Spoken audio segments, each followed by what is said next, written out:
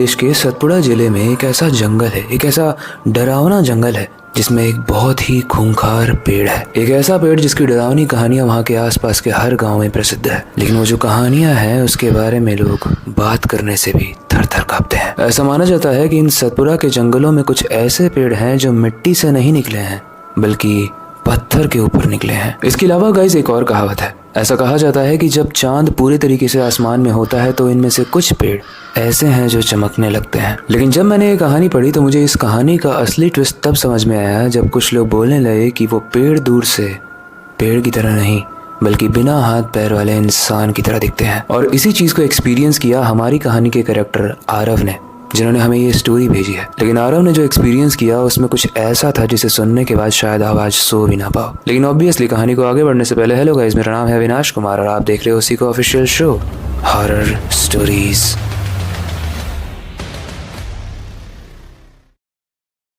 Guys ये कहानी हमें जिसने भेजी है यानी आरव, वो बहुत ही सीधा साधा और इंट्रोवर्ट लड़का था। उसके ज्यादा दोस्त नहीं थे और वो ज्यादा कॉन्फिडेंट फील कभी नहीं करता था। इंट्रोवर्ट की यही प्रॉब्लम होती है। लेकिन जैसे जैसे वो बड़ा हुआ उसने कहानियां सुनी, कहानियां जो हमारी दादी, हमारी नानी, हमारे पेरेंट्स हमें सुनाते थे, और उसी की वजह से इसको ऐसे फिक्शनल बुक्स में इंटरेस्ट आने लगा।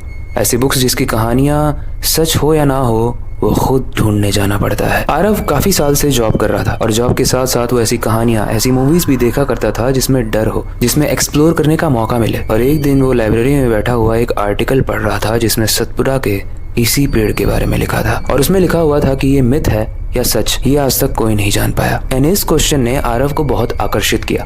उसने बोला कि कोई नहीं जान पाया लेकिन मैं इसे जानूंगा, और शायद यही मौका है अपने आप को प्रूव करने का, अपनी स्किल्स को प्रूव करने का और वो सारी ही चीजें देखने का, एक्सपीरियंस करने का जो मैं बचपन से चाहता था। इसीलिए आरव अपने ऑफिस में एक हफ्ते की छुट्टी के लिए अर्जी डालता है। अब क्योंकि आरव के ज्यादा दोस्त नहीं थे तो वो ऑफिस में मन लगाकर काम करता था। उसके पास कोई डिस्ट्रैक्शन नहीं था लाइफ में। उसकी छुट्टी इजिली अप्रूव हो जाती है। आरव बताता है कि जिस दिन उसको छुट्टी मिली थी तो वो बहुत खुश था। उसने घर में आके अपने सारे ही रिलेटिव्स को भी बताया था कि अब वो एमपी जाएगा, लेकिन क्यों जाएगा वो नहीं बता रहा था क्योंकि इसके पीछे एक डार्क रीजन था। वो डार्क रीजन मैं और आप जानते हैं लेकिन उसके घर वाले नहीं। अब आरव रहता था लखनऊ में यानी यूपी में, और अगले दिन वो लखनऊ से जबलपुर जाता है और जबलपुर में रेस्ट करने के बाद वो बुक करता है कैब, जिससे वो जाता है उसी शाम को सतपुड़ा के जंगलों में। वो जब रास्ते में जा रहा था तो उसे लग रहा था कि यहाँ पर कोई होम स्टे मिल जाएगा, आसपास कोई रुकने की जगह मिल जाएगी, लेकिन बड़े ही स्ट्रेंज तरीके से जंगल इतने घने थे कि वहां मानो इंसान कभी आया ही ना हो। वहां पर चाय की दुकान, कोई टपरी, कोई घर, कुछ नहीं था। ड्राइवर पूछता है भैया आपको कहाँ जाना है? तो आरव बोलता है भैया ये सतपुड़ा के कुछ पेड़ है ना जो चमकते हैं, वहां जाना है। इतना बोलते ही ड्राइवर एकदम चौंक जाता है। ड्राइवर बोलता है कि भैया आपने पहले क्यों नहीं बताया, हम वहां पे नहीं जाते, इनफैक्ट हम उस रास्ते को ही क्रॉस नहीं करते। आरव बोलता है भैया ये सब हो सकता है ना कहानियां हो, आपने देखा थोड़ी है। वो ड्राइवर पीछे मुड़कर आरव की आंखों में आंखें डालकर बोलता है भैया हमने देखा नहीं है लेकिन हमारी दादी और हमारे पिताजी ने देखा है, और देखने के बाद वो जिंदा नहीं बचे। ऐसा माना जाता है गाइस कि जो भी उस पेड़ को देख लेता है उसकी मुंडी मुड़ जाती है और वो टेढ़ा होकर मर जाता है। और इस चीज को जब ड्राइवर ने आरव को बताया तो आरव ने बोला भैया कुछ भी बोलते हो, मेरे को ना ऐसी स्टोरीज बहुत पसंद है, इसलिए मैं एक्सप्लोर करने आया हूँ कि कितना सच है और कितना झूठ। और मैंने ना एक मैगजीन में आर्टिकल पढ़ा था, उसमें वो लोग पूरे तरीके से सच्चाई बता नहीं पाए थे, लेकिन मैं सच्चाई बताना चाहता हूँ और मैं उस प्राइज मनी को जीतना चाहता हूँ, इसलिए आप छोड़ दो मुझे और मैं आपको पैसे दूंगा बहुत सारे। कई जो गरीब लोग होते हैं ना वो पैसे की लालच में कहीं ना कहीं बह जाते हैं क्योंकि उनके घर में बहुत सारी जिम्मेदारियां होती हैं। बच्चों की स्कूल की ट्यूशन फीस, बच्चों की स्कूल की फीस, अपनी बीवी का खर्चा, खुद का खर्चा, गाड़ी का खर्चा, और ये सारी चीजें रिस्पॉन्सिबल इंसान को मजबूर कर देती है अगर ज्यादा पैसे मिले तो वो काम करने में। एंड इसलिए वो ड्राइवर मान जाता है। वो कार जो ड्राइवर ने रोकी थी अब वो उसे आगे बढ़ाता है। जंगल समय के साथ घना होता जाता है और धुंध भी बढ़ती जाती है। गाड़ी चल ही रही होती है कि थोड़ी ही देर में बहुत तेज बारिश आने लगती है, मतलब ऐसी बारिश जो बिना मौसम के हुई। आरव को ये काफी स्ट्रेंज लगता है लेकिन वो इस चीज को इग्नोर करता है और वो भैया से बोलता है भैया वैसे आपके दादा और आपकी दादी जिनका देहांत हुआ उन्होंने जाने से पहले कुछ तो बताया होगा ना इस पेड़ के बारे में कि वो क्यों गए थे, मतलब कोई स्टोरी तो होगी। एंड गाइस इसके बाद जो वो ड्राइवर सुनाता है वो सुनने के बाद आरव का मुंह खुला का खुला रह जाता है क्योंकि वो इस डरावने पेड़ की कहानी सुनाता है। गाइस मध्य प्रदेश का जो ये जंगल है ना ये सिर्फ मध्य प्रदेश तक ही नहीं है, ये महाराष्ट्र और राजस्थान यानी 3 स्टेट्स में मिलता है। और दिसंबर से मई तक जहाँ सारे पेड़ के पत्ते झड़ रहे होते हैं वहीं पर एक पेड़ ऐसा होता है जो चमक रहा होता है, या फिर कहें कि सफेद चमक रहा होता है। और यही पेड़ फुल चांद के दिन यानी जिस दिन पूरे तरीके से चांद निकला हो उस दिन ऐसा चमकता है मानो कोई रूह खड़ी हो, कोई आत्मा खड़ी हो। और यही रीजन है कि इसका नाम गोस्ट ट्री रखा गया है। लेकिन ये पेड़ चमकता क्यों है, उसके पीछे एक अलग कहानी है। ऐसा माना जाता है कि कई साल पहले ये एक ट्राइबल गांव था और इस गांव में सूखा आ गया था, जिसकी वजह से सारा फसल बर्बाद हो गया था। लोग भूख से मर रहे थे। तब वहां के कुछ गांव वालों ने दिमाग लगाया और सोचा कि अगर इस जंगल के पेड़ के रस को हम बेच देंगे तो कुछ पैसे मिल जाएंगे, जिससे हम कुछ दिन और जिंदा रह पाएंगे। लेकिन जब कुछ लोग आए और इस पेड़ को काट कर इसका रस निकाल कर बेचने की कोशिश करते हैं तो वहाँ पर एक औरत आ जाती है।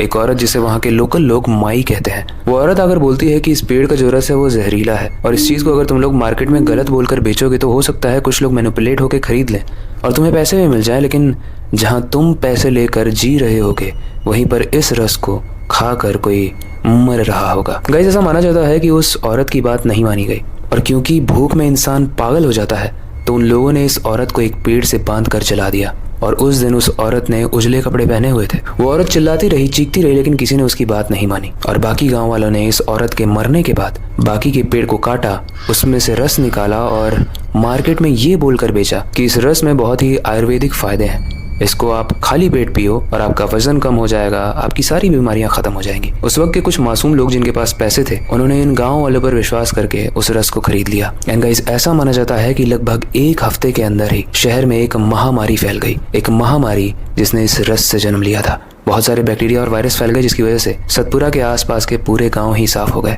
अगर बचे तो सिर्फ वही गांव वाले जिन्होंने इस रस को बेचा था। एंड गाइस, इस इंसिडेंट के बाद ऐसा माना जाता है कि एक रोशनी भरी रात थी जब चांद बहुत तेज चमक रहा था। उस दिन भी ये लोग बाकी के पेड़ों से रस निकालकर बेचने की प्रक्रिया को पूरे तरीके से आगे बढ़ा रहे थे। लेकिन उस दिन उन्हें एक चमकता हुआ पेड़ दिखता है, एक वही पेड़ जिसमें बांध कर इन्होंने उस औरत को मारा था। और उस पेड़ को देखते ही इन सारे गाँव वालों के साथ कुछ ऐसा होता है जिसे सुनने के बाद आरव थर थर कांपने लगता है। वो ड्राइवर बताता है कि जैसे ही इन सारे लोगों ने उस पेड़ को देखा, उस चमकते हुए पेड़ को देखा, इन सब का सर यानी मुंडी 180 डिग्री में मुड़ गई और मुंडी टूटने के बाद वो लोग इंस्टेंटली वहीं पर मर गए। इसके बाद वो पेड़ चमकना बंद हो गया और ऐसा माना जाता है कि ये पेड़ उन सारे ही लालची लोगों को ऐसे ही मुंडी मोड़कर मार देता है। इस कहानी को सुनने के बाद आरव को लगा कि भैया शायद मनगढ़ंत कहानी सुना रहे हैं, इसलिए आरव ने बोला कि भैया ये कहानी तो बहुत ही रोमांचक लग रही है, इसलिए आप प्लीज चलिए आगे। अब गाइस, आरव के मन में छल कपट तो नहीं था, लेकिन ये जो ड्राइवर था ये वहां पर इसलिए नहीं जाना चाहता था क्योंकि इसने कुछ क्राइम्स किए थे। पिछली बार जब ये एक लड़की को लेकर आया था तो इसने उसके साथ बहुत ही बुरा व्यवहार किया था। उस लड़की ने शर्म के मारे चीजें बाहर नहीं निकाली, लेकिन ये ड्राइवर जानता है कि उसने क्या किया है। एंड वो ये भी जानता है कि अगर वो इस पेड़ के सामने गया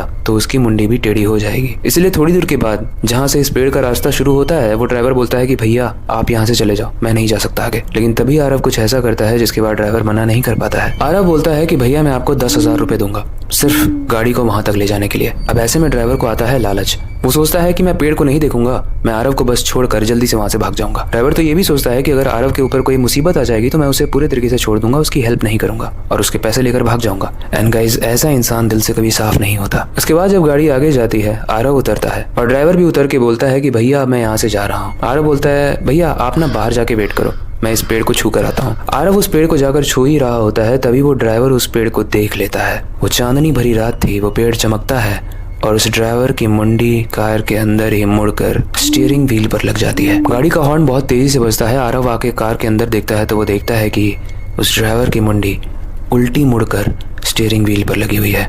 एंड इस चीज को देखने के बाद आरव बहुत डर जाता है। वो बहुत कस के चिल्लाता है, लेकिन उसे कुछ समझ में नहीं आता है। आरव अपना सेल फोन निकालता है, एम्बुलेंस को कॉल करने की कोशिश करता है, लेकिन वहां पर कोई भी नेटवर्क नहीं था। और इस चीज को देखने के बाद आरव समझ जाता है कि अगर वो ज्यादा देर यहाँ पर रुका तो शायद उसके गर्दन का हाल भी ऐसा ही होगा। वो जल्दी से कार में बैठता है, ड्राइवर को दूसरी सीट पर शिफ्ट करता है और वहां से बहुत तेजी से निकलता है। शहर में आकर जब तक वो ड्राइवर को एडमिट करता है हॉस्पिटल में, डॉक्टर बोलते हैं कि इसकी तो गर्दन की हड्डी ही टूट गई है और ये मर गया है। जब आरव डॉक्टर्स को बताता है कि वो कहाँ से आया है तो डॉक्टर्स बोलते हैं कि आप लोगों को वहाँ नहीं जाना चाहिए था क्योंकि वहाँ पर एक रोती हुई आत्मा है जो पेड़ के फॉर्म में रहती है। एंड उसे गाइस बहुत सारे लोग अपने अपनी लैंग्वेज में छलावा कहते हैं। छलावा वो होता है जो किसी भी चीज का रूप ले सकता है, जानवर का ले सकता है, पेड़ का ले सकता है या फिर किसी भी चीज का ले सकता है। एंड हो सकता है कि आपके घर के आसपास या आपके घर के अंदर कोई एक ऐसी चीज हो जो छलावा हो।